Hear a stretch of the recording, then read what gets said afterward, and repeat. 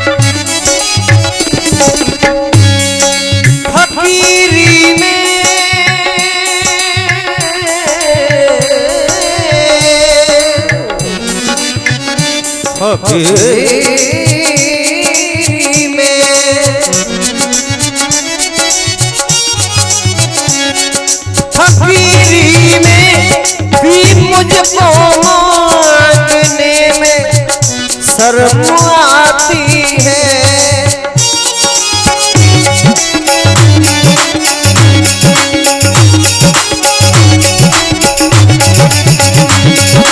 फकीरी में भी मुझको मांगने में शर्म आती है।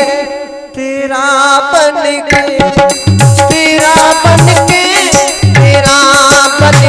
अब मुझसे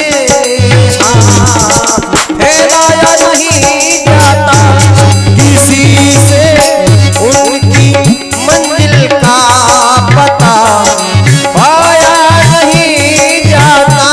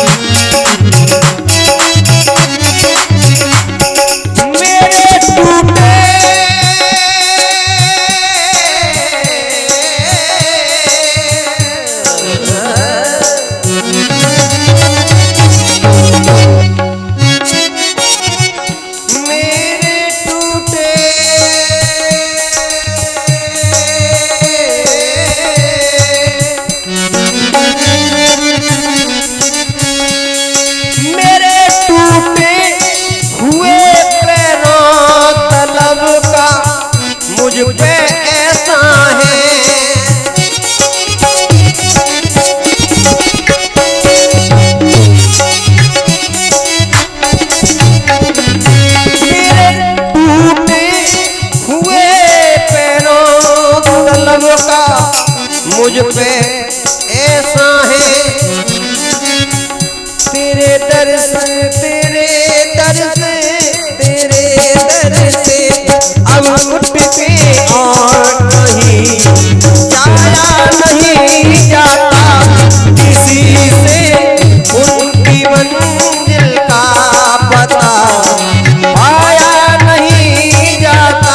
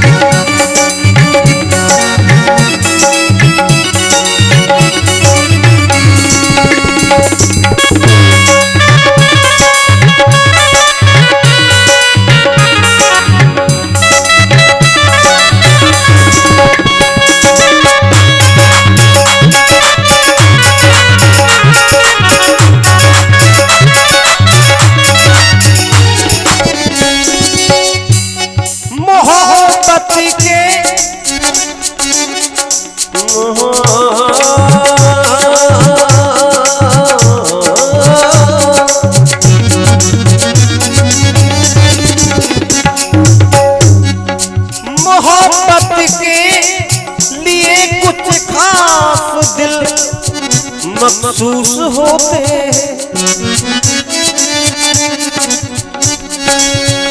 मेरे प्यारे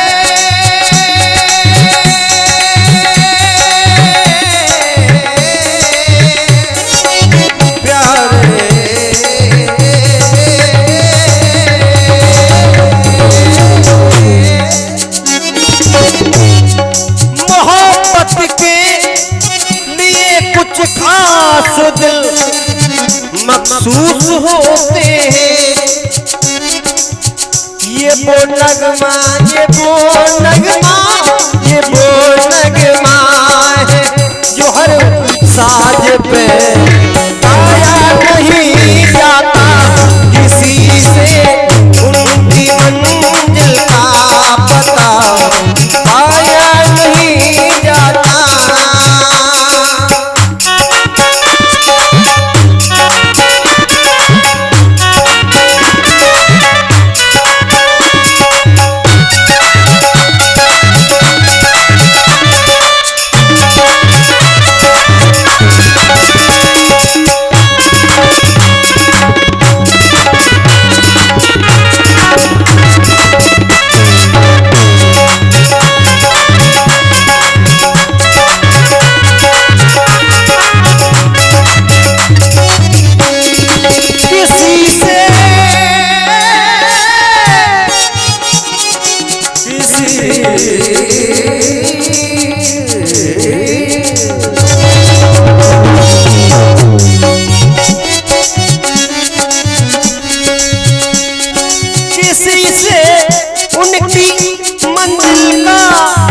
पता पाया नहीं जाता, जहाँ है वो, जहाँ है वो,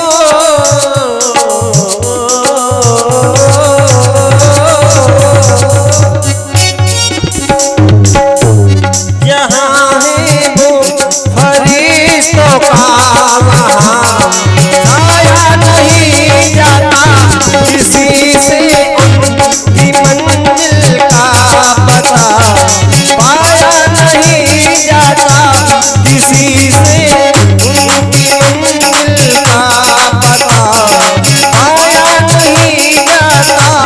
ये वो नगमा, ये वो नगमा, ये वो नगमा है जो हर साज पे गाया नहीं जाता, किसी से उनकी मंजिल का पता पाया नहीं जाता, किसी से उनकी मंजिल का पता पाया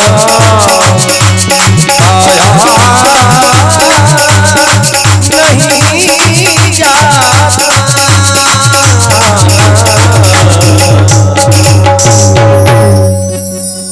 ये वो नगमा है जो हर साज पर गाया नहीं जाता।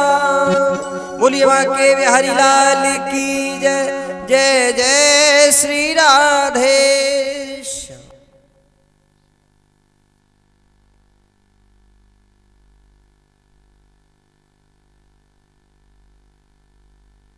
सिरा दे, सिरा दे। एक दवाई की शीशी इसी पंडाल में गिर गई है, जिस किसी को मिली हो मंच के पास पहुंचा दे। दवाई की शीशी पंडाल में गिर गई है, जिस किसी को मिली हो मंच पे पहुंचा दे।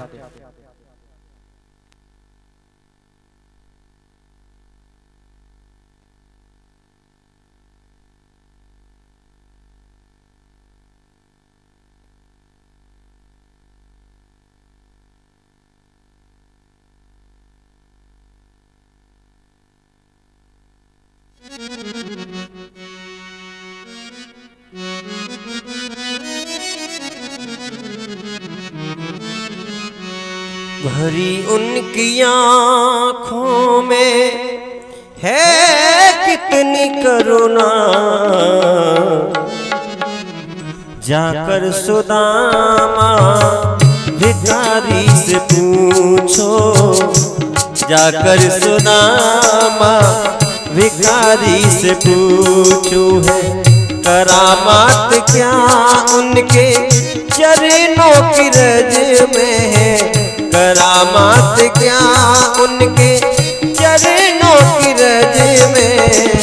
जाकर के गौतम की नारी से पूछो, जाकर के गौतम की नारी से पूछो।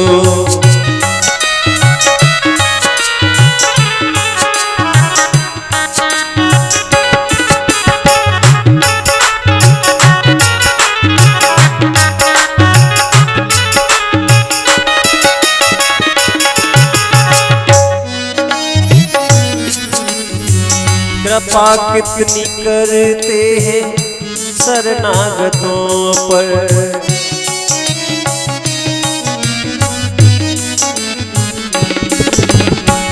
कृपा कितनी करते हैं शरणागतों पर, कृपा कितनी करते हैं शरणागतों पर। बता सकते हैं यदि मिलेंगे विभीषण,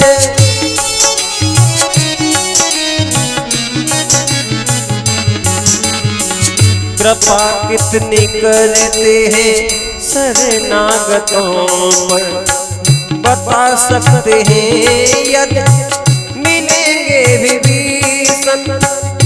पतितों को पावन, पतितों को पावन वो कैसे बनाते, जटायु सरेस माता हारी से पूछो, जटायु सरेस माता हारी से पूछो।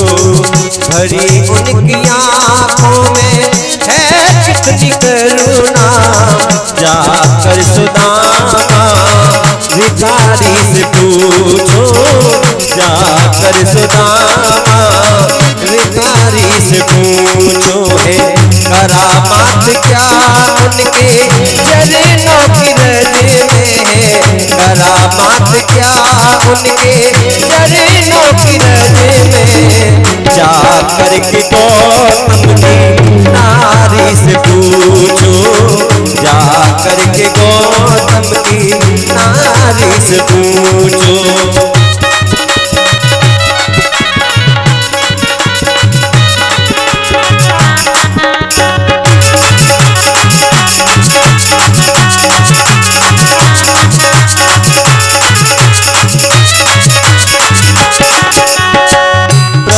कैसे सुनते हैं दुखियों की आहें, प्रभु कैसे सुनते हैं दुखियों की आहें। तुम्हें ज्ञात हो राजा बन की कहानी, प्रभु कैसे सुनते हैं दुखियों की आहें। तुम्हें ज्ञात हो राजा बन की कहानी, निराधार का कौन, निराधार का कौन आधार जग में। ये प्रश्न द्रौपदी दुलारी से पूछो ये प्रश्न तो दुलारी से पूछो।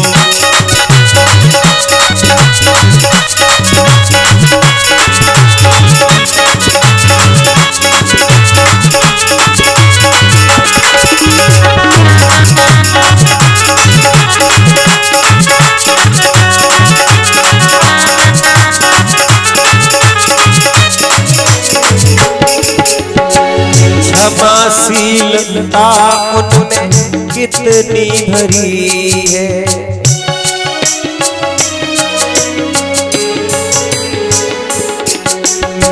क्षमाशीलता उनमें कितनी भरी है।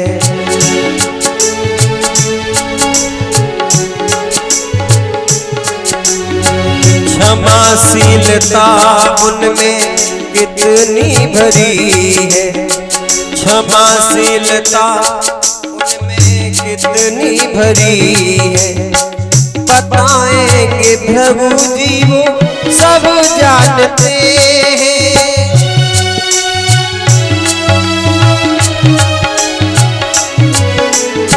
क्षमाशीलता उनमें कितनी भरी है।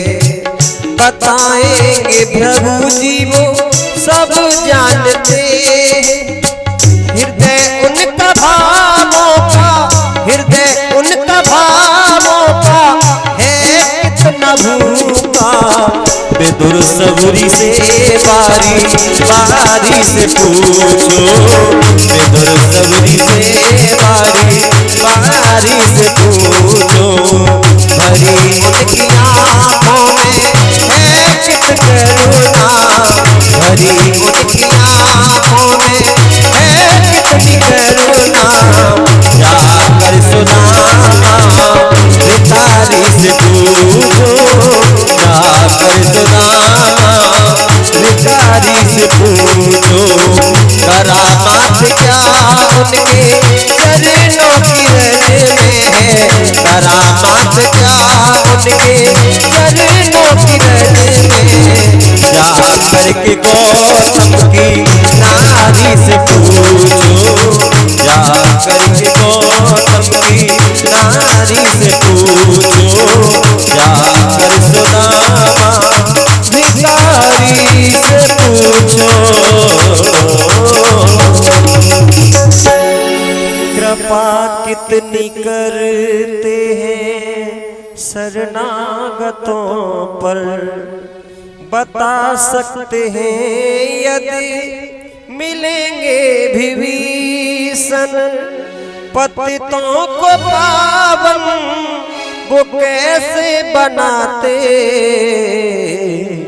जटायु सरिस मांसाहारी से पूछो, जटायु सरिस मांसाहारी से पूछो। बोलिए सद्गुरुदेव भगवान की जय। जय जय श्री राधे।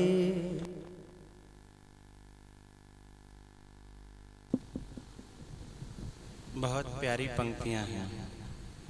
भगवान की खासियतें, भगवान का स्वभाव, भगवान का प्रभाव के ये जो गवाह हैं ना, गवाह वो इकट्ठे किए गए हैं।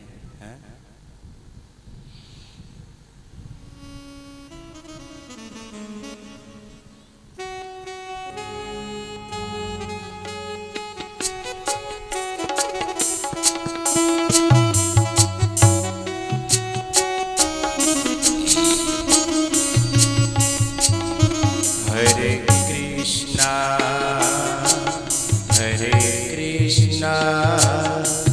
कृष्ण कृष्णा हरे हरे, हरे रामा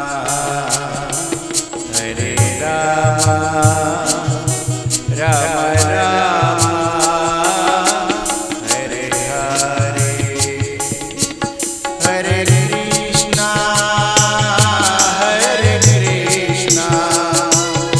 कृष्ण कृष्णा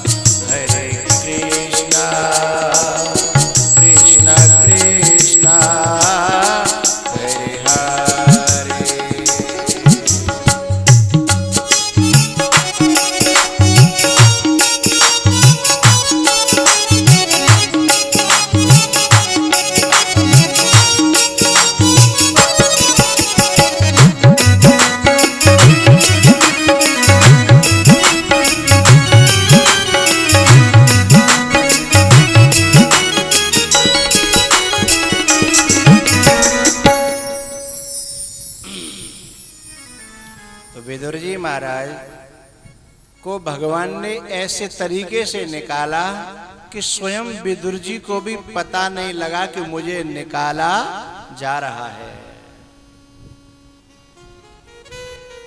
भगवान की कृपा को समझना बड़ा मुश्किल है। कभी कभी लगती तो कृपा है लेकिन कृपा होती नहीं, और कभी कभी लगता कोप है लेकिन होती कृपा है। ऐसा ही कुछ विदुर जी के साथ में हुआ। दुनिया वालों की नजर में तो कोप मालूम पड़ रहा है कि बेचारे का घर परिवार छूट गया, लेकिन विदुर जी के अंदर से पता लग रहा है उनको कि ये मेरे ऊपर भगवान की महान कृपा है, करुणा है। विदुर जी हरिद्वार पहले वृंदावन पहुंचे और वहां मुलाकात करी उद्धव जी से। उन्होंने कहा कि आपको याद कर रहे हैं हरिद्वार में मैत्रेय जी। तो फिर विदुर जी वहां गए। वहां विदुर जी ने चरणों में प्रणाम करके मैत्रेय जी के, और मैत्रेय जी ने गले से लगा लिया। दोनों भगवान के भक्त मिले हैं। तब विदुर जी ने एक प्रश्न किया, भगवान सबसे पहले तो मुझे ये बताओ कि मुझे ऐसे कांटों भरे खानदान में जन्म क्यों मिला। एक बात समझना भैया, अच्छा परिवार मिलना भी कोई बहुत बड़े पुण्य हो तब संभव होता है। अच्छा परिवार भी बड़े पुण्यों से प्राप्त होता है, नहीं ऐसे अच्छा परिवार प्राप्त नहीं हो जाता। हे मैत्रेय जी, मुझे ऐसा परिवार में जन्म क्यों मिला जहां कांटे ही कांटे उनकी वाणी में भरे हैं और उनकी नियत में हमेशा खोट रहता है, जिनके विचारों में गंदगी रहती है। मुझे ऐसे परिवार में जन्म क्यों मिला। तब मैत्रेय जी ने बताया, हे विदुर जी, तुम्हारी किसी गलती के कारण ही तुम्हें इन कांटों में जन्म लेना पड़ा है।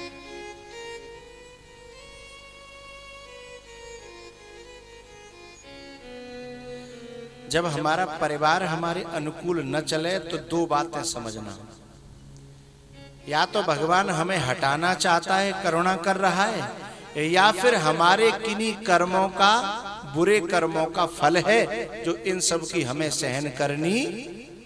अरे बोला करो भाई, पड़ रही है।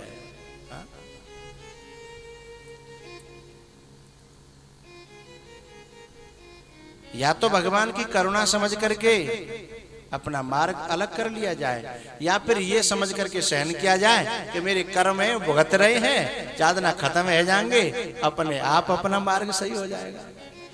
ये दो मन को सही करने के जो एक दो तरीके हैं।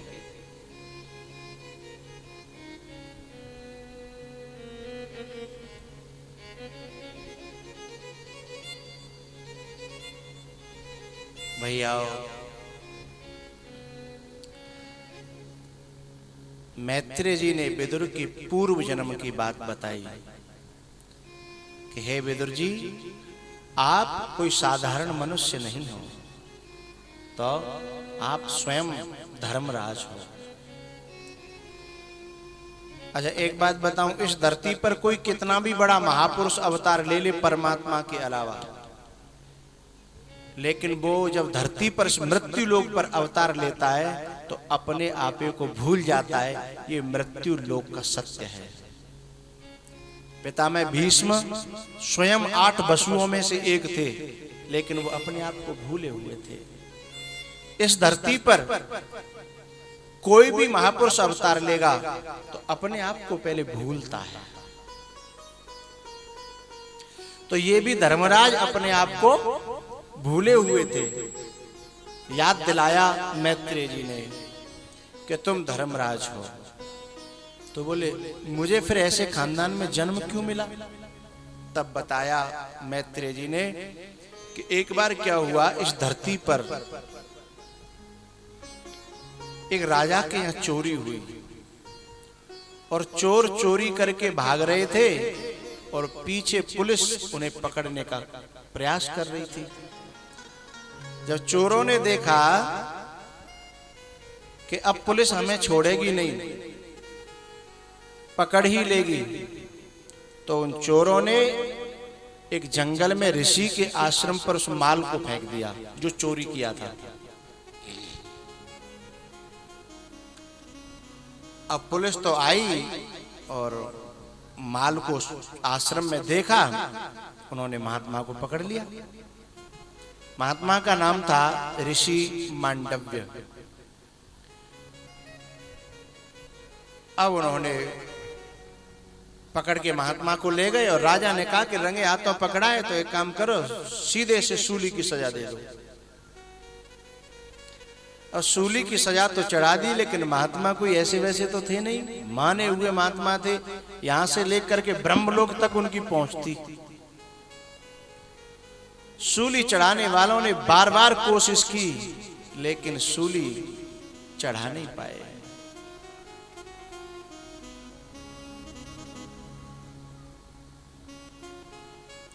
सूली उन्हें छेद नहीं पाई। बार बार कोशिश की गई, लेकिन सूली छेद नहीं पाई। तब राजा आकर के चरणों में गिर पड़ा और राजा कहता है, भगवान मुझसे गलती हो गई, मुझे क्षमा करो। मैं बड़ा अपराधी हूं और आप कोई सिद्ध पुरुष हैं, मुझसे गलती बनी है।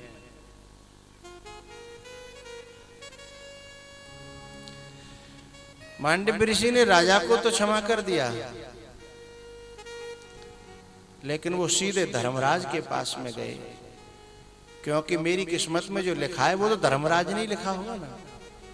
तो सीधे जाकर के धर्मराज को दरवाजा खटखटा करके कहा, हे धर्मराज, मेरी ऐसी कौन सी गलती थी, मेरा ऐसा कौन सा पाप था जिसके कारण तुमने मेरी किस्मत में, मेरी तकदीर में सूली की सजा लिखी, मैं जानना चाहता हूं। धर्मराज ने अपने उनके कर्म खाते के जो पोथी पन्ने थे पलटे, उसमें बताया कि तुमने 6 साल की उम्र में तितलियों के पकड़ पकड़ करके कांटे छेदे थे, कांटे। उस कर्म के तहत तुम्हें सूली की सजा सुनाई गई है। मांडव्य ऋषि ने कहा कि हे धर्मराज, तुम जैसे न्याय देने वाले लोग इस प्रकार की गलतियां करोगे तो इस संसार का क्या होगा। बोले, मैंने क्या गलती की है? हे ऋषि मांडव्य, कांटा छेदने वाला जब धीमे धीमे उसके पाप पर ब्याज लगेगी तो उसे सूली की सजा मिलती है हमारे यहाँ। लेकिन मांडव्य ऋषि ने कहा, हे धर्मराज, मेरा प्रश्न दूसरा है। क्या? कि 11 साल तक की आयु में जो पाप किए जाते हैं, जो गलत कर्म होते हैं व्यक्ति से, उनका कर्म फल स्वप्न अवस्था में दिया जाता है कि जागृत में दिया जाता है? मैं ये पूछना चाहता हूं। तब धर्मराज ने कहा कि गलती हो गई, कांटा चुबाने का फल तो है सूली, लेकिन अवस्था का भेद होता है। 11 साल तक की अवस्था में जो कर्म बनता है उसका फल भोग स्वप्नावस्था में होता है, और 11 साल से ऊपर जो आदमी से कर्म बनता है उसका फल भोग जागृत अवस्था में बनता है। अब धर्मराज तो कांपने लगे। मांडव्य ऋषि ने कह दिया कि तुमने बहुत बड़ी नादानी की है और तुमने मेरे को सूली पर चढ़ाने का अपराध किया है, और ऐसे अपराध तुमसे न जाने कितने हुए होंगे। इसलिए जाओ, मैं शाप देता हूं। मांडव्य ऋषि धर्मराज को शाप दे रहे हैं कि हे धर्मराज, मैं आपको शाप देता हूं कि तुम्हें ऐसे परिवार में जन्म लेना पड़ेगा पृथ्वी पर जहां जिनकी वाणी में कांटे ही कांटे होंगे और आप उनके कांटों से छिदते रहोगे, न मर सकोगे और न जी सकोगे।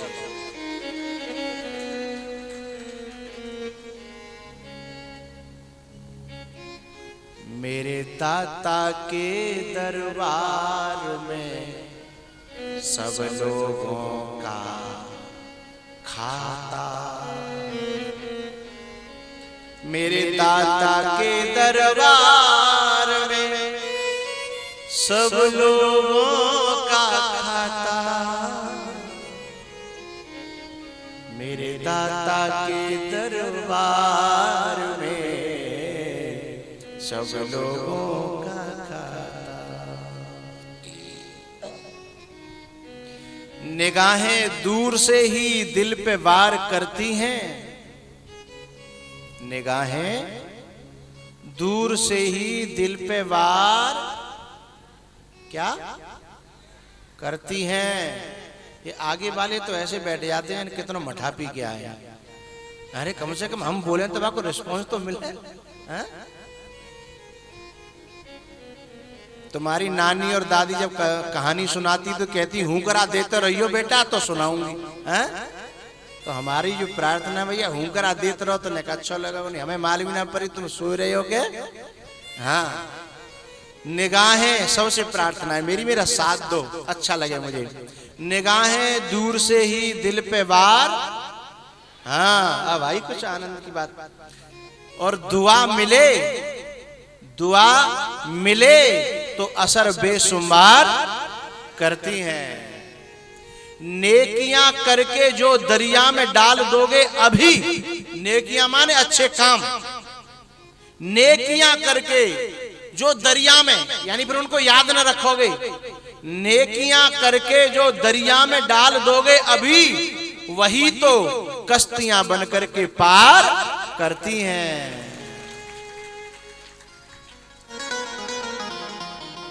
नेकियां तो पार करती हैं लेकिन बुराइयां बेड़ा, अरे पार नहीं, बेड़ा गर्क कहते हैं गांव में, क्या कहते हैं बेड़ा गर्क। नेकियां पार करेंगी और बुराइयां बेड़ा गर्क कर देंगी। गर्क बेड़ा गर्क है कहते गांव में, बेड़ा गर्क है। नेकियां पार करेंगी और बुराइयां बेड़ा गर्क करेंगी। अब पार होना है या बेड़ा गर्क कराना है वो तुम्हारी बात है भैया, मेरा तो कहवे को काम है।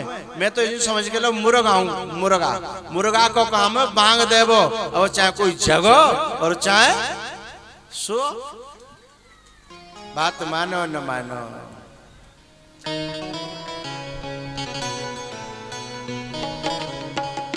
बात मानो न मानो खुशिया बुद्धि,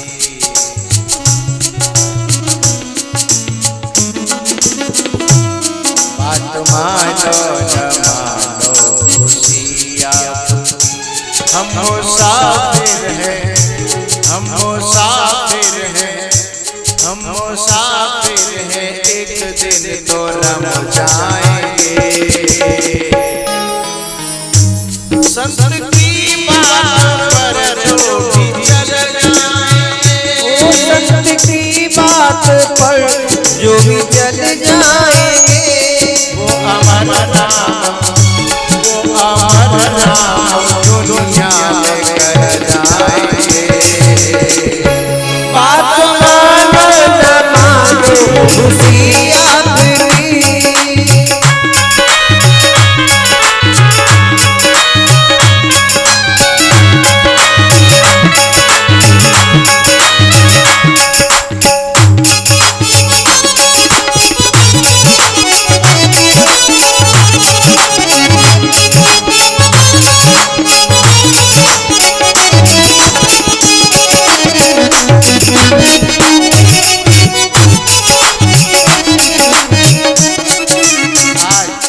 आज कथा का दूसरा दिन है और आप कहो तो तालियों की शुरुआत कर लें। हमारा सहयोग दे तो करे, नहीं तो हम अपनी कथा के बोलो। नहीं सुनो, ऊपर हाथ करके अब नहीं हम बजाएं तब बजाइयो, हमारे संग संग आओ।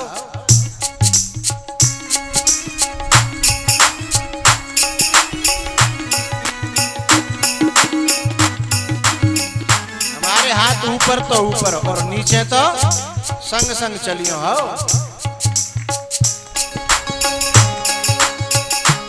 जय भोले।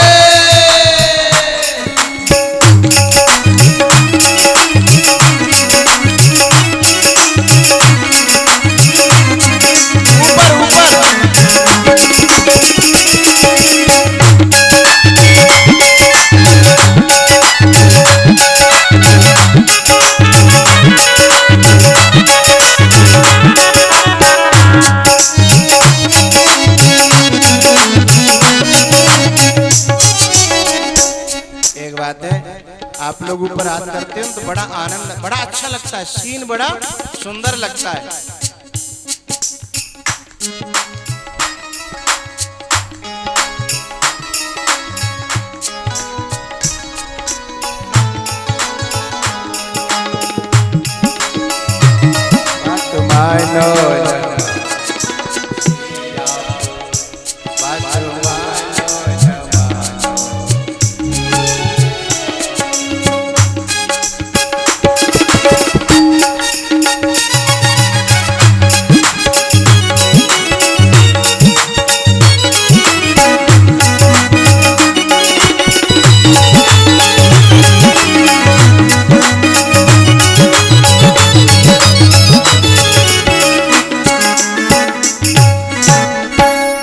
बात मानो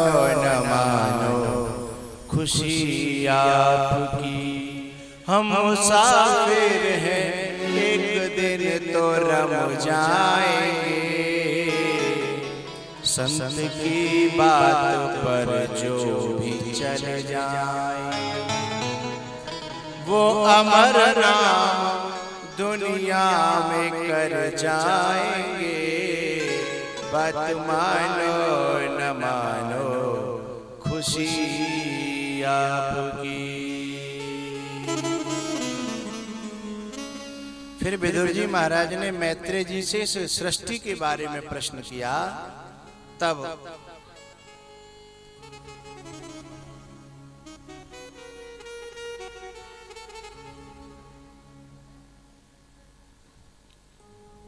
ये जो इधर पर्दा लगवा दिया करो, ये इनके मेरी ओट में रहेंगे सब। और जिधर प्रसाद है ना उधर ही उनके शिव वो कर लिया करो, खोला खाली, उधर का उधर और इधर का इधर। 3 जगह प्रसाद व्यवस्था रखो, 2 जगह यहाँ और 1 जगह गेट पर भी, ठीक है। और हमारे और श्रोताओं के बीच की मत काटा करो, ठीक है। बोले हनुमान जी महाराज की। नई जगह पे 2-3 दिन में लाइन पे आते गाड़ी, 2-3 दिन लग जाते लाइन पे ले।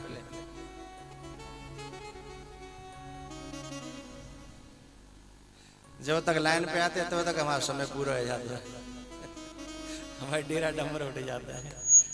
हमारे राम प्रकाश जी ने कथा कराई तो हाल 7 दिन निकल के पता नहीं चलो। अब जी जो कहें कि 2 दिन और बढ़ जाते तो अच्छे रहते। 2 दिन बोले जब तक मौज आ पाए तब तक डेरा डंबर वो घर भी लग जाता है। तो भाई लाइन पे पहले ही ले लो करो, नहीं जिस दिन अच्छे कट जाओ करो तो बढ़िया है।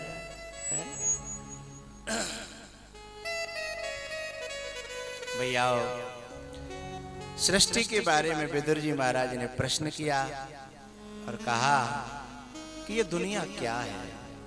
वैसे आप लोगों के दिमाग में भी कभी कभी सृष्टि के बारे में शायद प्रश्न खड़ा होता हो। हम लोग जहाँ आगरा में बने बैठे हैं बहुत बड़े आदमी, नहीं दुनिया में देखें तो हमारी कोई गिनती है? दुनिया में देखें, उड़ीसा में तुम्हें कोई जानता है? उड़ीसा में, भारत में ही भारत में ही ले लो तुम, बाहर तो जाओ मत है? अरे बेनुका के बराबर औकात नहीं है हमारी, बेनुका के बराबर। ये धरती बहुत बड़ी है, लेकिन आदमी ये समझ बैठा है कि मैंने ऐसा कर लिया, मैंने वैसा कर लिया। दिल्ली में एक सेठ था, वहाँ की फैक्ट्री चल रही कई, और गुरुजी भाई घर पे आए तो गुरुजी घुमावे ले गो। गुरुजी दिखा रहे हो अपनो वैभव, तो देखो मेरी जी फैक्ट्री, देखो मेरो जी कारखाना, मेरो जी।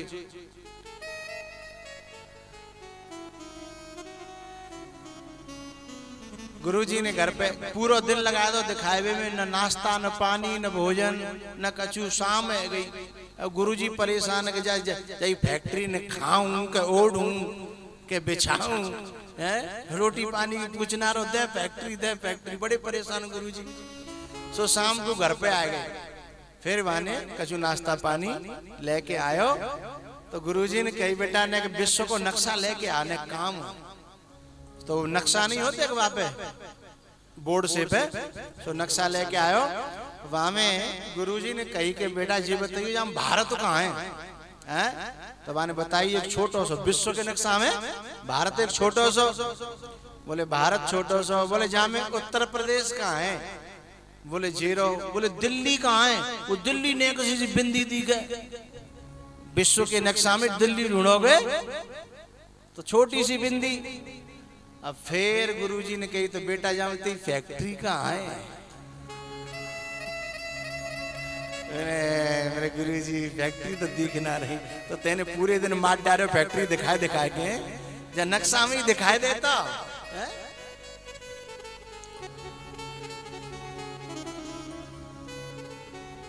तो जब हम विस्तार से सोचेंगे ना तो हमारी कोई औकात दुनिया में है नहीं। लेकिन हम अपने घर की सोचने लगते हैं कि घर में हम हैं, थोड़ी बहुत आगरा में का हमारी हैसियत। तो एक बात और याद आ गई इससे, जो मैंने बात बताई है, मैं नाम तो नहीं लूंगा, एक खुद हमारा भक्त जो हमें ले गो, और ये आगरा और शमशाबाद के बीच की बात, और बाकी फैक्ट्री रहे, और बड़ी फैक्ट्री वहां पैदल चले हुए मैं परेशान है। और घूम घाम के मैंने समझी कि जब इतना बड़ा आदमी है तो कोई बड़ा प्रोग्राम करावे को ताते दिखा रहे हो वो जगह। देख दाख के एक अपने ऑफिस में ले गए, पानी वानी हुआ, तो मैंने कहा भगवान की बड़ी कृपा है तुम्हारे ऊपर। बोले हाँ साहब कृपा तो खूब है। तो मैंने फिर तो बढ़िया कार्यक्रम कथा का होना चाहिए, आस्था चैनल पर हो जाए तो अच्छा लगेगा।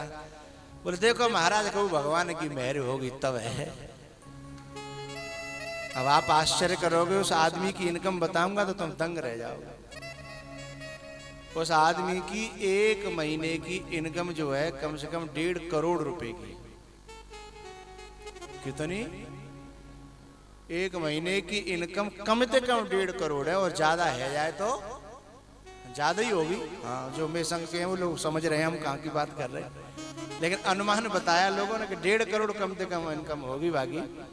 लेकिन जब कथा की बात आई, देखो महाराज को भगवान मेहरी करेगा, और जो तो ज्यादा काम मेहरी करेगा बता है। अभी मेहरी ना भाई है, अभी मेहरे भाई ना।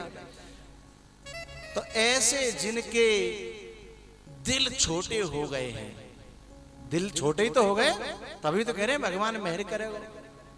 ऐसे दिन के जिनके दिल छोटे हो गए हैं उनका अहंकार फटता है, लेकिन जिनका विशाल दिल हो जाता है ना, उनकी सारी दुनिया अपनी होती है, और वो समाज के लिए और अच्छे कामों के लिए जिया करते हैं। हमेशा अच्छे कामों में उनका मन यूं कहता है जेब कर दूं और वो कर दूं, चाहे भले ही फूटी कौड़ी जेब में होए या नहीं हो।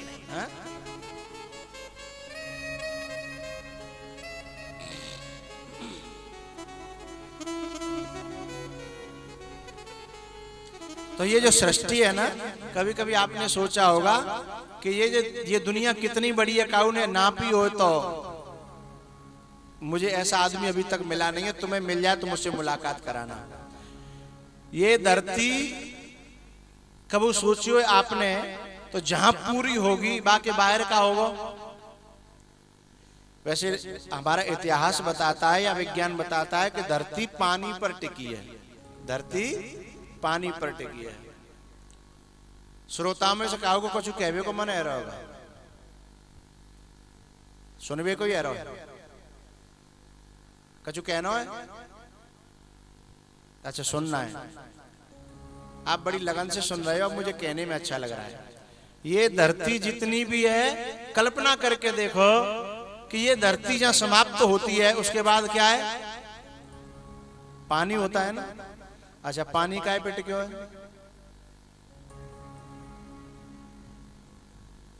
प्रमुख जी, प्रमुख जी, पानी काय पे टिके हुए? धरती पे है? कजू कह तो रहे हैं, हम सुन ना रहे। हवा में पानी टिके हुए? ए भैया, तो हवा काय पे टिकी है? मतलब मेरा कहने का इतना है भैया, कोई काऊ पर ना टिक्यो, ये धरती अपार है, जाको पार आज तक काऊ ने और पायो ना है। सबको आधार परमात्मा है, सबको आधार परमात्मा है। पार पावे की जो कोशिश करे, समझ लो वो नादान व्यक्ति है। एक बार क्या हुआ, जब रामायण का युद्ध हो रहा था ना, तब पार्वती ने पूछी शंकर भगवान से कि भोले बाबा आप तो महादेव हो, आप ये बताओ ये दोनों सेनाओं में कितनी कितनी संख्या होगी? लगभग लगभग। तब शंकर भगवान ने बताई कि रामा दल में जो संख्या है सेना की वो तो मुझे पता नहीं है, पर सेनापति कितने हैं उतना बता सकता हूं। बोले तय बताओ। तो इकाई, दहाई, सैकड़ा, मैं गलती करूं तो मुझे मेरा साथ देना, ठीक है? इकाई, दहाई, सैकड़ा, हजार, 10,000, लाख, 10 लाख, करोड़, 10 करोड़, फिर अरब, 10 अरब, फिर खरब, खरब, 10 खरब, फिर नील, नील और 10 नील, और फिर पदम आता शायद, पदम है ना? हाँ, पदम और 10 पदम। तब शंकर भगवान ने बताया कि पदम 18 जूथप बंदर। अब कहो को कंप्यूटर काम करे तो गिनते रहियो। 18 पदम तो सेनापति है। भगवान राम की सेना में जो कंपनी कमांडर होता है ना, कंपनी कमांडर, हाँ 18 पदम तो कंपनी कमांडर है। अब सेना कितनी थी तुम हिसाब किताब लगाते रहिए, ठीक है? तो पार्वती ने कही कि देखो हमने सेनापति नहीं पूछे तुमसे, हमने तो लगभग लगभग सेना पूछी कितनी है। तो शंकर भगवान बोले जब सेनापति पदम 18 हैं तो सेनाएं जो गिनवे की कोशिश करे तो मूर्ख है ना, है? चौपाई में कही है बात। पदम 18 जूथ बंदर,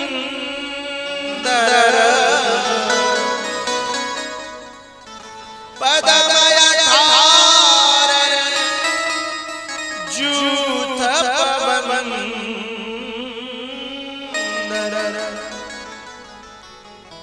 तो शंकर भगवान ने कही जो गिनती करे वो चाहे सो, मूर्ख सो जो करन चहलेखा, मूर्ख सो जो करन चहलेखा, मूर्ख सो जो करन चहलेखा।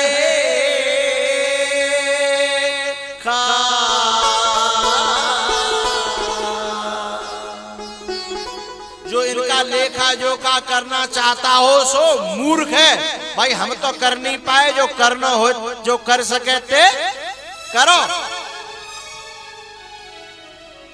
ऐसे ही या धरती को पार पावे की जो कोशिश करे सो मूर्ख है, और फिर नहीं माने कोई करन चाहते करो।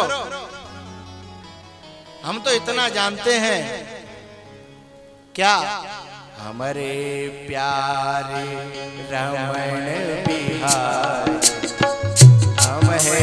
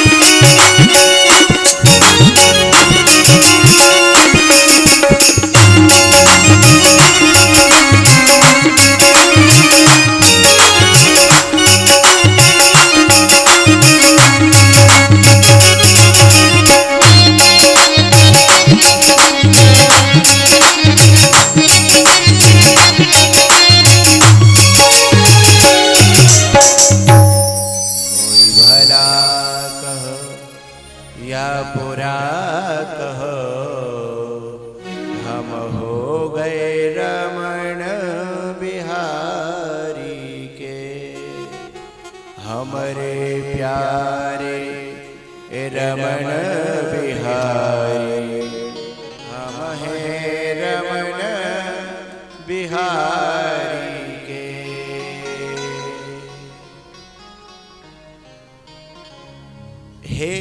विदुर जी महाराज, ये सृष्टि जब पैदा हुई उसका मूल है श्रीमन नारायण।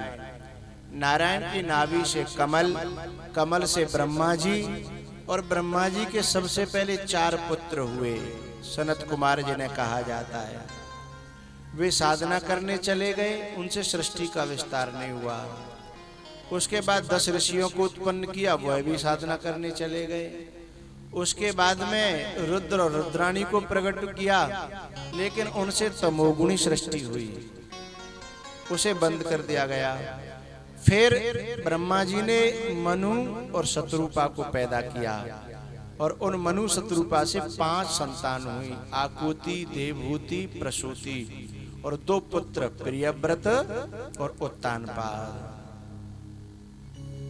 आकुति का विवाह प्रजापति ऋषि रुचि के साथ में हुआ। देवहूति का विवाह करदम जी के साथ में हुआ। देवहूति और करदम से 9 कन्याएं हुई और 10वें नंबर पर कपिल भगवान का अवतार हुआ। और जैसे कपिल भगवान का अवतार हुआ उसी समय करदम जी महाराज ने संन्यास ग्रहण कर लिया। और उसके बाद जो देवहूति थी ना, उन्होंने करदम यानी अपना बेटा जो कपिल था उस अपने बेटे को ही अपना गुरु बना करके उपदेश ग्रहण किया। और जो 9 कन्याएं हुई थी ना, उन 9 कन्याओं में से एक ऐसी कन्या हुई थी जिसने अपना नाम, अपने वंश का नाम पूरे विश्व में कर दिया। विश्व का मतलब देश में नहीं, ऊपर के लोकों में भी और नीचे के लोकों में भी। उस कन्या का नाम था अनुसुईया। अनुसुईया सती नहीं थी। बहुत से लोग सती कहते हैं, सती अनुसुईया ना, अनुसुईया सती नहीं थी। बताऊं क्या थी? अनुसुईया महासती थी। क्या? महासती, जिसने देवों के देव महादेव को भी अपने आंगन में बच्चा बना करके खिलाया। जिन्होंने सृष्टि को पैदा करने वाले ब्रह्मा को भी अपने आंगन में बच्चा बना करके खिलाया। जिन्होंने इस सारे संसार का जो पालन करते हैं ऐसे विष्णु भगवान को भी अपने आंगन में बच्चा बना के खिलाया। ऐसी महासती अनुसुईया जिसने पूरे विश्व में अपने वंश का नाम किया रोशन। आकुति, देवहूति और प्रसूति का विवाह प्रजापति दक्ष के साथ में हुआ। दक्ष की कन्या थी सती, उसका नाम देवों, उसका विवाह देवों के देव महादेव के साथ में हुआ। विवाह तो हो गया था लेकिन आपस में ज्यादा दिन पटरी नहीं खाई, अनबन। उसका कारण था भोले बाबा के पास में आमदनी नहीं थी, और जहां आमदनी नहीं होती वहां तो खटपट होना स्वाभाविक है।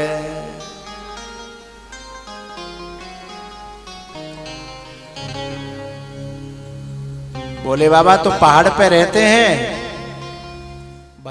और आमदनी नहीं है, तो फिर दक्ष की बेटी है, वो उन्हें रिस्पॉन्स कैसे देगी, सम्मान कैसे देगी। आखिरकार उसे अपने बाप के घर का अहंकार था। जिन नारियों को अपने बाप के घर का अहंकार होता है उनकी अपने पति से ज्यादा अच्छी तरह बनती नहीं है, खटपट बनी रहती है। कभी कभी तो नारियां कह भी देती हैं, देख तू होगा अपने ले होगा, मैं अपने बाप की बेटी हूँ, तू होगा अपने ले होगा। और वैसे ही ना आ गई, मेरे बाप ने 51 लाख देते हाथ में धरे, ठीक है, हाँ, और अब वो मेरे पापा तो जैसे तो खरीद लेंगे, मेरे पापा तो जैसे ने तो ऐसी नारी के साथ में कैसे निभेगी, हैं? जब शास्त्र तो ये कहता है, पति रुख लखी आयसु अनुसरे, पति रुख लखी आयसु अनुसरे। इन शास्त्र तो कहता है अपने मालिक का रुख देख करके अपने जीवन को जीना। ज्यादा दिन पटरी नहीं खाई। एक दिन शंकर भगवान ने सोची, ए भैया, ए प्रसाद वाले, ए प्रसाद वाले, आपको जो काम करना है बिल्कुल मौन भाषा, शांत। पति रुख लखी आयसु अनुसरे,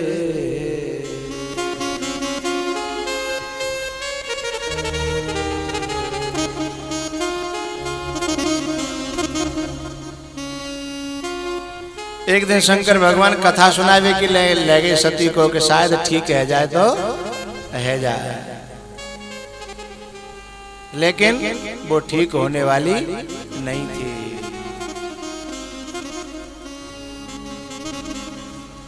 क्यों होने वाली नहीं थी? क्योंकि जो व्यक्ति स्वयं ठीक होना चाहता होगा वह तो इशारे में ठीक हो जाएगा, और जो होना चाहता नहीं है उसे विधाता भी कभी ठीक करने वाला नहीं है। तो जो चाहती नहीं थी, कथा सुनने के बाद लौटे तो उल्टी शंका हो गई भगवान में। परमात्मा में और महात्मा में शंका होना ही कथा न सुनने का फल है, या कथा अश्रद्धा पूर्वक सुनी गई।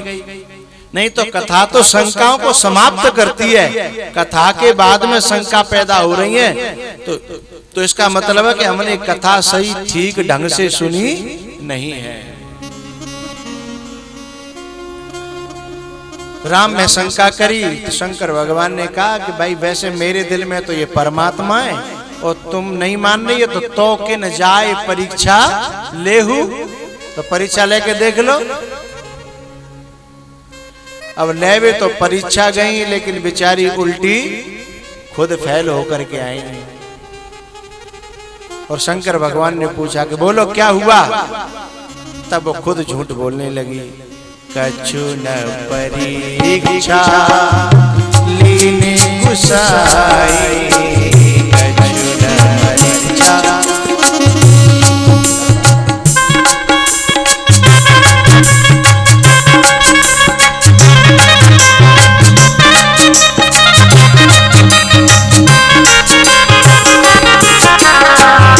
कछु न परीक्षा लीने गुसाई, दीन प्रणाम तुम्हारी नाई।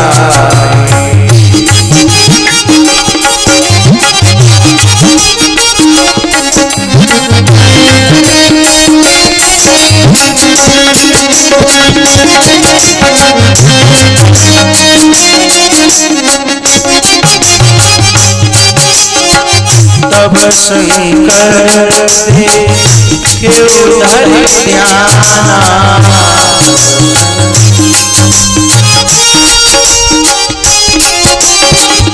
तब शंकर के उधर ध्याना।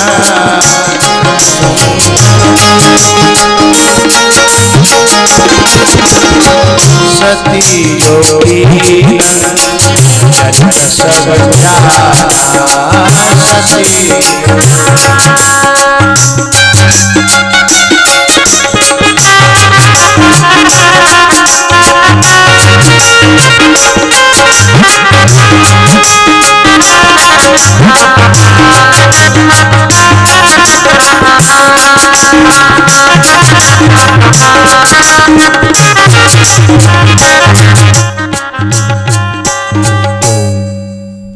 सती चरित सब जाना, सती जो कीन।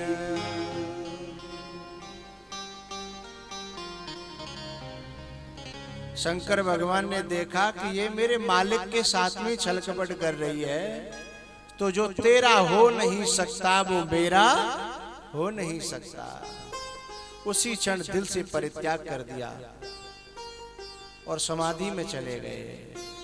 शंकर सहज स्वरूप समारा, लागी समाधि अखंड अपारा।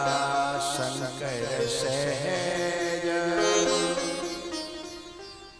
बीते संवत सहस 87, फिर समाधि खुली, फिर कथा सुनाना प्रारंभ किया सती को, लेकिन उसका ध्यान तो कहीं दूसरी जगह था और उन देवताओं पर ध्यान चला गया जो उसके पिता के यज्ञ में जा रहे थे। शंकर भगवान से पूछ बैठी कि ये कहाँ जा रहे हैं? भोले बाबा ने बताया कि ये तुम्हारे बाप के यहाँ जा रहे हैं, यज्ञ हो रहा है। बोले तो मैं भी चली जाऊं। मना किया, समझाया, लेकिन कुछ लोग केवल पूछते नहीं है, केवल कहते हैं कि हमें तो जाना है, तो आज्ञा नहीं लेते, बताते हैं कि हमें जाना है। तो बोले ठीक है, नहीं मान रही हो तो जाओ। तो सती चली गई और वहां शंकर भगवान का अपमान देखा। तो मामला गड़बड़ हो गया। और वहीं पर योग अग्नि में अपना शरीर भस्म कर दिया। लेकिन अंतिम समय ये वरदान मांग लिया भगवान से कि मुझे अगले जन्म में भी परमात्मा ही शिव ही मिले।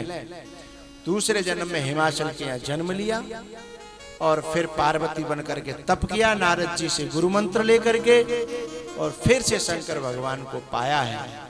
यानी कि पहले दक्ष की बेटी थी, चतुर की बेटी थी, इसलिए ज्यादा दिन बनी नहीं।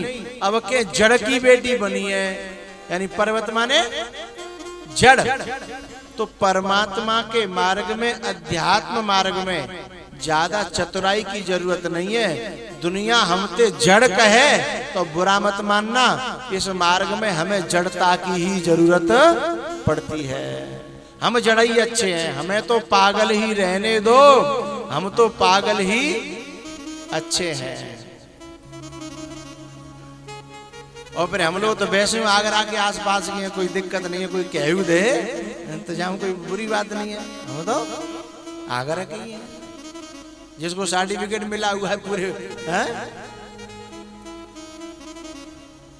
हमसे तो कभी हम जाते हैं उधर एमपी में जाएं या उधर गुजरात साइड में जाएं, तो हमसे लोग मजाक मजाक में कह देते हैं, अच्छा गुरुजी तो आगरा साइड के हैं ना। हम समझ जाते क्या कह रहे हैं।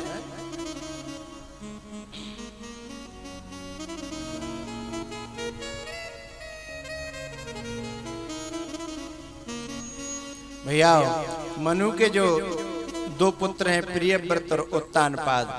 उत्तानपाद के दो पत्नियां थी, पहली का नाम सुनीति और दूसरी का नाम सुरुचि।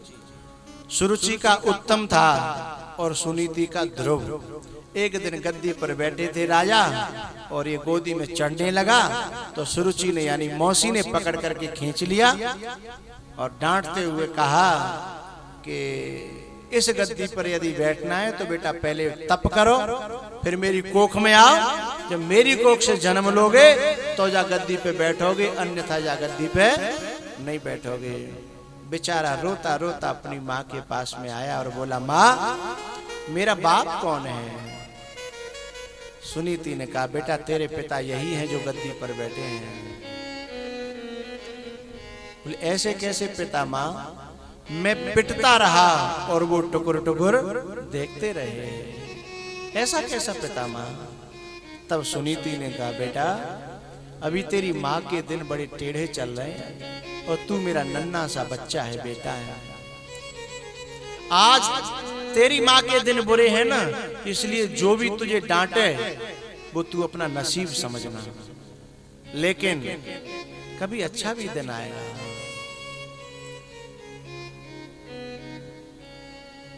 बेटा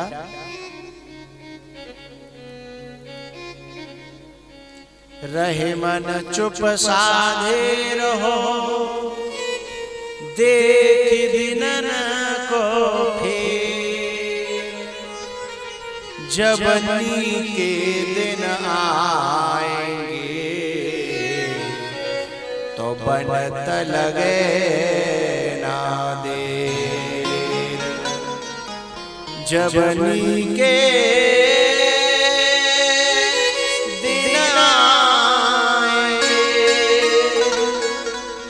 तो बनत लगे ना दे, बनत लगे ना दे।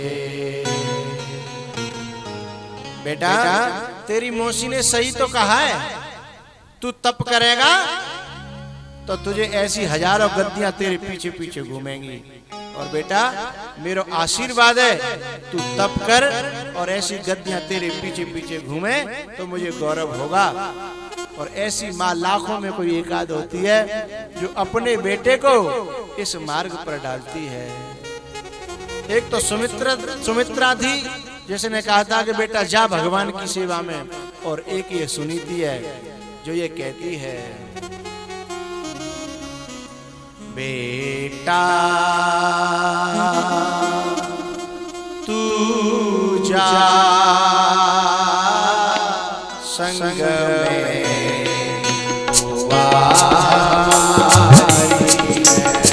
बेटा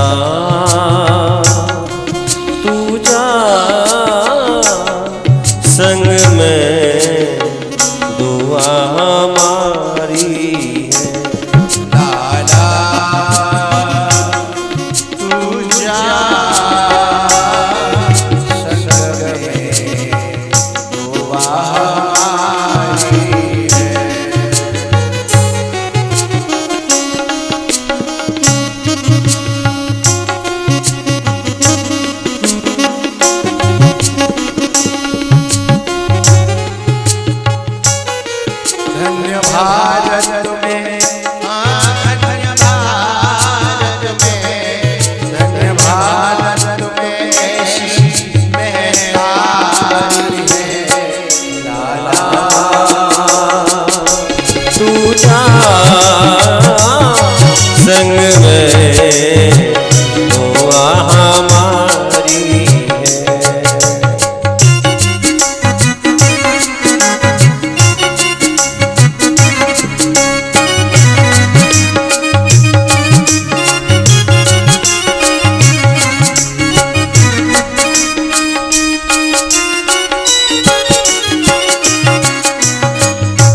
तुमको जाना है प्रभु को पाना है, तुमको जाना है प्रभु को पाना है। राम मैया का ऊंचा उठाना है, ओ नाम मैया का ऊंचा उठाना है। नाम मैया का ऊंचा उठाना है। हरे नाम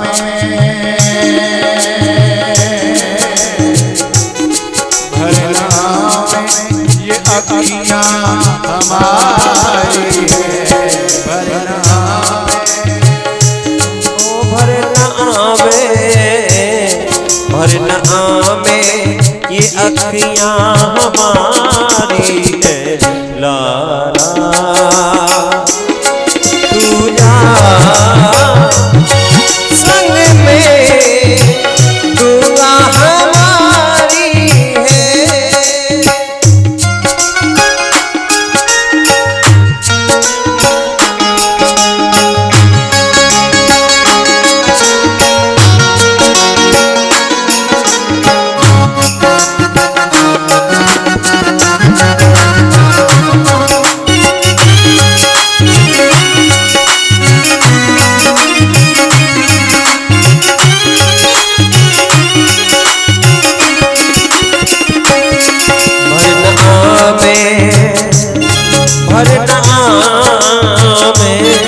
भरना में ये अखियाँ हमारी है लाला।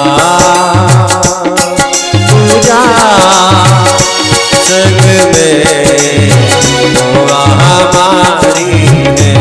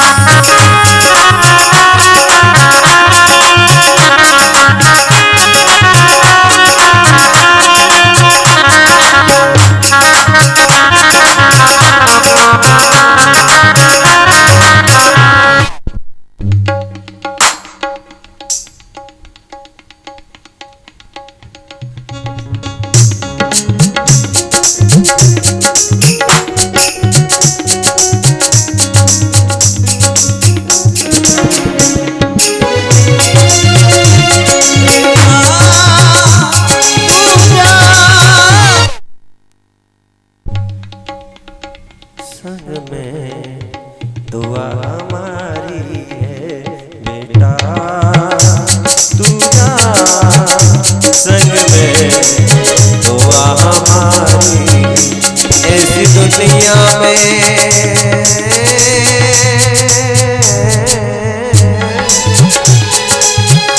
ऐसी दुनिया में धोखी में तारी बेटा तू जा संग में दुआ हमारी है।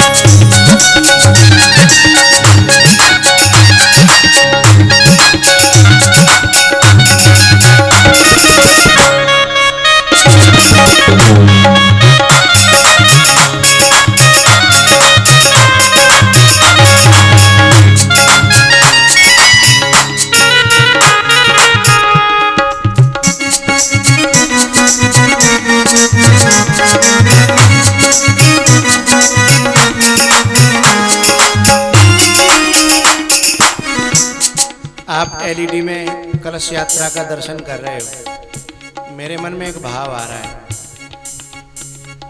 जिन गलियों में इस मुनेश ने नंगे पांव पहले खेल खेले होंगे,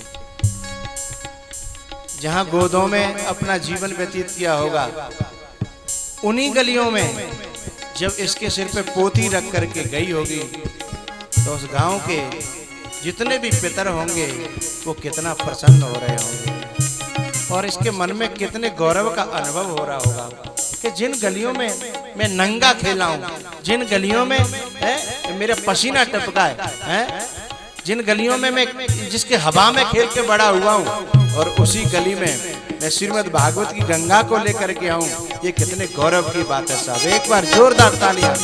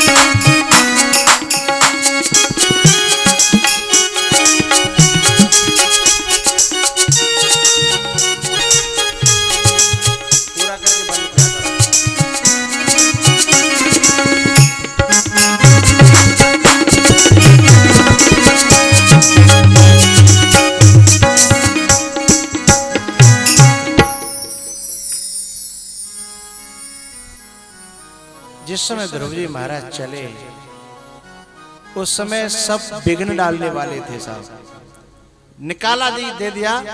लेकिन प्यारे एक बात ध्यान रखना, भगवान के मार्ग पे जब चलोगे तो लोग विघ्न डालने वाले विघ्न डालेंगे, लेकिन एक समय ऐसा भी आएगा, कैसा कि फिर उन्हीं लोगों को सहयोग के लिए मजबूर खड़ा होना पड़ेगा। ये भगवान का मार्ग ही ऐसा है। जब तपस्या में सफलता मिल गई ध्रुव जी महाराज को और भगवान ने दर्शन दिया तो स्वयं राजा नगर से हाथी घोड़े लेकर रथ लेकर के स्वयं ध्रुव को लेने के लिए गया और नगर में ध्रुव के आगमन की तैयारियां हो रही थी और सबसे आगे कौन खड़ा था? ध्रुव की वही मौसी जिसने थप्पड़ मार के घर से बाहर निकाला था, वही आरती का थाल लेकर के सबसे आगे खड़ी थी। किसी ने कहा कि अरे तुम सबसे आगे ये क्या लेके खड़ी हो? बोले वो मेरे बेटे ध्रुव को है ना, भगवान का दर्शन हो गया है, सब लोग लेने गए हैं, आरती के लिए खड़ी हूँ। आज तेरा बेटा है गो, हैं? वो आते 6 महीना पहले तेरा बेटा नहीं है तो ऐसा क्यों हुआ? बेटा भैया ये तो बात का ध्यान रखना कि जब तुम इस मार्ग पे चलोगे तो पहले अड़चने तो आएंगी, लेकिन ये बात गांठ बांध लेना, लक्षण ओझल होने पाए और कदम से कदम मिला के चल। लक्षण ओझल होने पाए, कदम से कदम मिला के चल। दुनिया तेरे पग चूमेगी, आज नहीं तो प्यारे कल।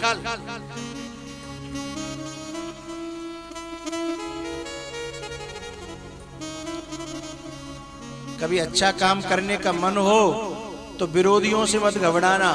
जब कोई व्यक्ति अच्छा काम करने के लिए तैयार होता है तो पूरी कायनात जो अच्छी शक्तियां हैं वो उसके साथ खड़ी हो जाती हैं कि तू चल बेटा, मैं तेरे साथ में हूं। सारी अच्छी शक्तियां आप खड़े होकर देखिए साहब। और जब वो अपनी मदद में आ जाए तो फिर सारी दुनिया मिलकर भी बाल बांका करने वाली। तो एक पंक्ति दे रहा हूं मैं आपको, इसे अपने मन में धारण करके कोई भी अच्छा काम शुरू करना, भगवान तुम्हारा साथ देगा। पंक्ति क्या है? क्यों घबराऊं मैं, मेरा तो राम से नाता है। क्यों घबराऊं मैं, मेरा तो राम से नाता है। क्यों घबराऊं मैं,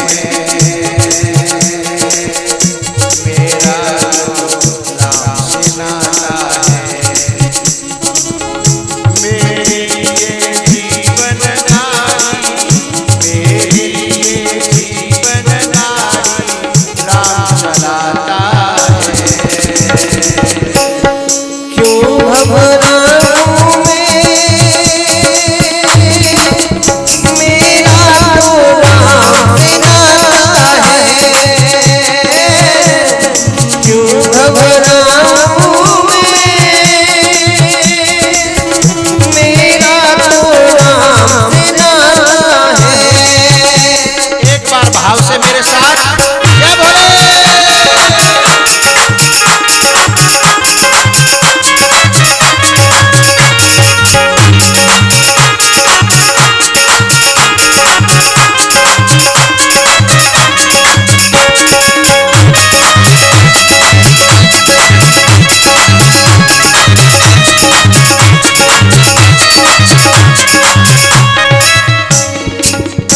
मेरी ये जीवन गाड़ी, मेरी ये जीवन गाड़ी राम चलाता है। ओ क्यों घबराऊं मैं, मेरा तो राम से नाता है। क्यों घबराऊं मैं, मेरा तो राम से नाता है।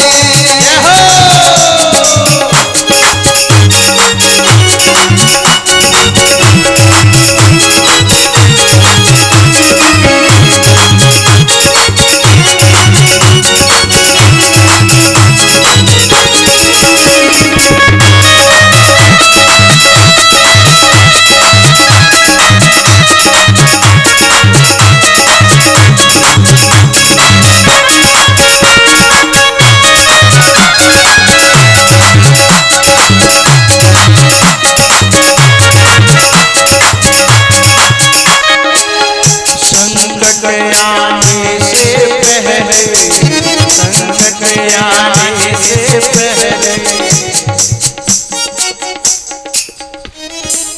ये संकट आने से पहले राम आता है। क्यों घबराऊं मैं, मेरा तो राम से नाता है। क्यों घबराऊं मैं, मेरा तो राम से नाता है।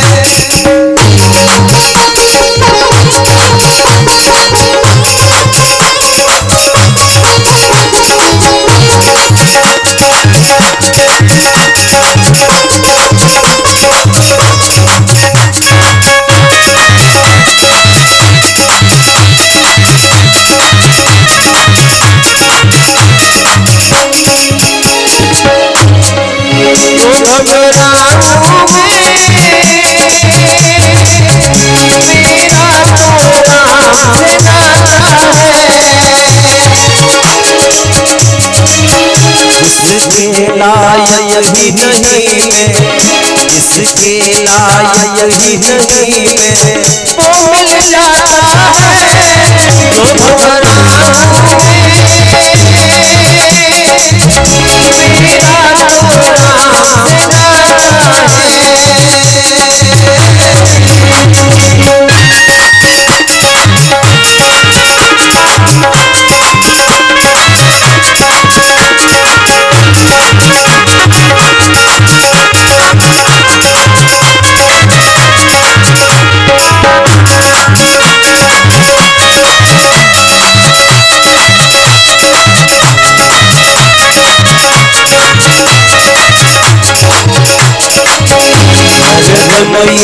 मुझ पर अपना, हरदम ये मुझ पर अपना प्यार लुटाता है तो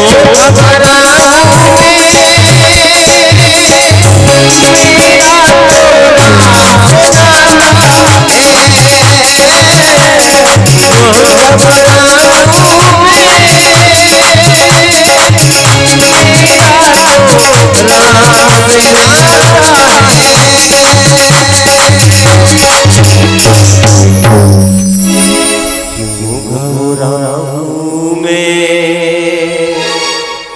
मेरा तो राम से नाता है जी। मेरी ये जीवन गाड़ी, मेरी ये जीवन गाड़ी राम चलाता है। क्यों घबराऊं मैं, मेरा तो राम से नाता है। बोलो हनुमान जी महाराज की, शंकर भगवान की। अब खड़े हैं, जाओ 4:30 होने को हैं। एक भजन सबके नाचने के लिए, जब तक पंडित जी आरती की तैयारी करेंगे। कल भगवान राम का अवतार करेंगे और कुछ राम चर्चा होगी।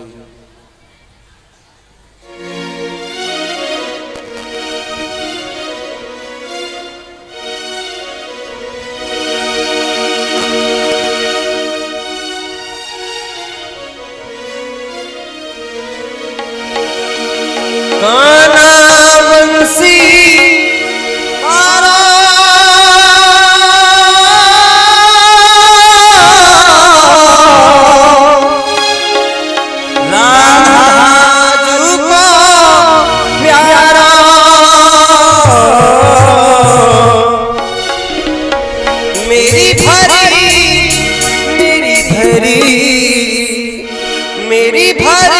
चपटिया ले गयो कान्हा बंसी वालो, कान्हा बंसी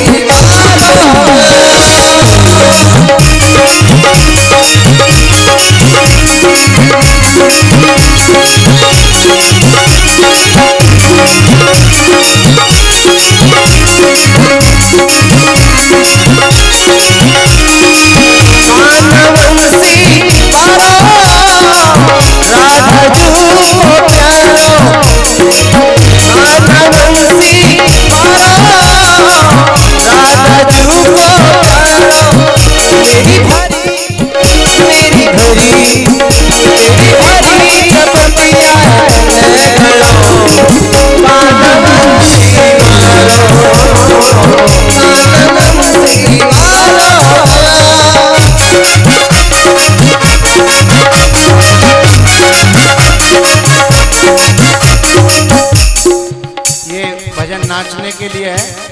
माता एक तरफ आ जाए नाचने के लिए, एक जगह नाचेंगे तो रिकॉर्डिंग करने में सुविधा रहेगी, और पुरुष एक तरफ हो जाए। जय हो।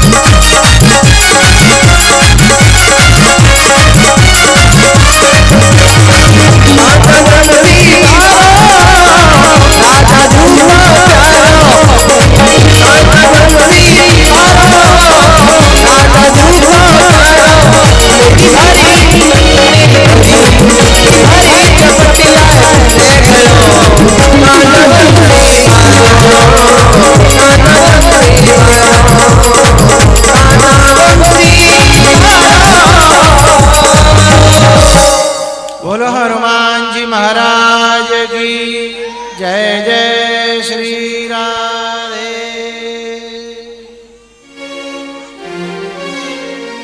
आरती अति पावन पुराण की, धर्म भक्ति विज्ञान खान की। आरती अति पावन पुराण की, धर्म भक्ति विज्ञान खान की। महापुराण भागवत निर्मल, सुखमुख विकल निगम कल्प फल। परमानंद सुधारमय, लीला रति रस, लीला रति रस रस निधान की। आरती अति पावन पुराण की।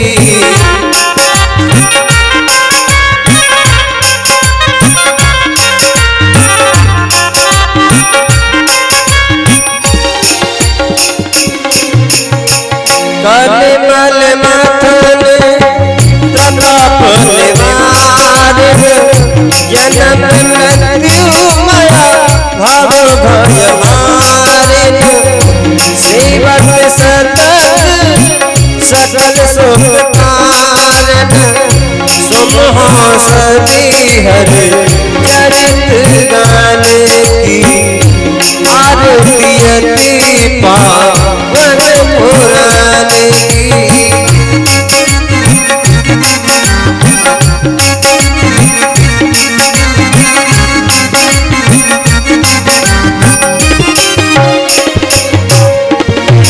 विषय विलास विमोह विनाशिन, विमल विराग विवेक विकासिन।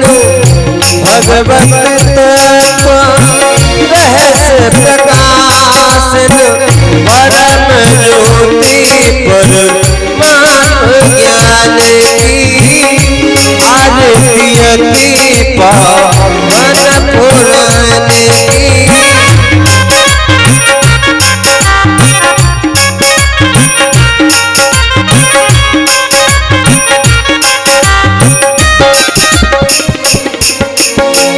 परमहंस मन उल्लासिन, रसिक हृदय रस दास विलासिन।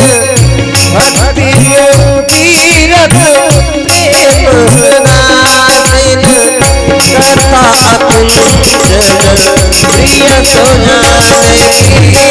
आरती अति पावन पुराण की। धर्म भक्ति ज्ञान खान की।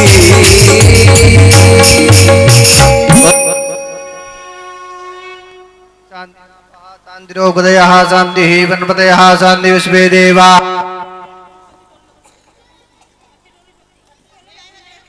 शांति रिधि मंत्र पुष्पांजलि। पुष्पांजलि के लिए पुष्प ले लें, सब लोग थालियों में रखे हैं। हरि ओम जन्नेवास्तानि धर्माणि प्रथमान्याचान्यः तेहनाकर महिमानः चचन्द्र पूर्वे चाद्याः शान्तिदेवाः। हरि ओम एकदन्ताय विद्महे वक्रतुण्डाय धीमहि तन्नो दन्ते प्रचोदयात्। हरि ओम नारायणाय विद्महे वासुदेवाय धीमहि तन्नो विष्णु प्रचोदयात्। हरि ओम महालक्ष्मी च विद्महे विष्णुपत्नी च धीमहि तन्नो लक्ष्मी प्रचोदयात्। सेवन्ते काम कुलजां भगवाटिलाब्जये पुण्यगजादिकरवि धरशाल पुष्पै बिल्वा प्रबाल तुलसी दल मंजरी। त्वां पूजयामि जगदीश्वर मे प्रसीद। नारायण सुगंध पुष्पाणि यथा कालो भवानि च पुष्पांजलिर्मया दत्तं गृहाणा परमेश्वरा प्राणपुरुषोत्तमाय नमः मंत्र पुष्पांजलिं समर्पयामि। बोले भागवत महापुराण के, वृंदावन बिहारी लाल के, व्यास जी महाराज के, सुखदेव जी महाराज के, परीक्षित जी महाराज के। जय जय श्री राधे श्याम।